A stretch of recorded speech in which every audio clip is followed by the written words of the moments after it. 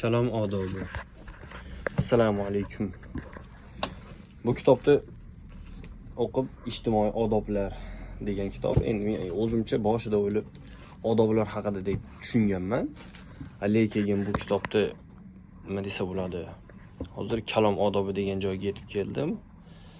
Kalom, so'zlashuv haqidagi ma'lumotlar.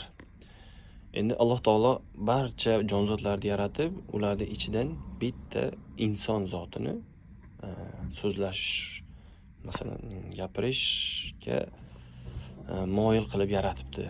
Biz buni bilmaymiz. Hozir bir joyda o'qib qoldim. Agar bir insonga tog'ni tushuntirish bo'yicha bir tushuntira olsang, yo'li bo'lsa, sen faqatgina u insonni borib tog'ni ko'rsatib kelib, atrofini aylantirib, shundagina unga tushuntirib berishing mumkin, agar kalom bo'lmasa deb. Shunday deb. Endi bundan kelib chiqdiki, men kalom judayam nima deydi? Katta ne'matligini tushunib yetdim. Kitob o'qinglar, kitob nima deydi? Mana bu tafakkurni kengaytiradi, kruгозорni kengaytiradi. Zo'r.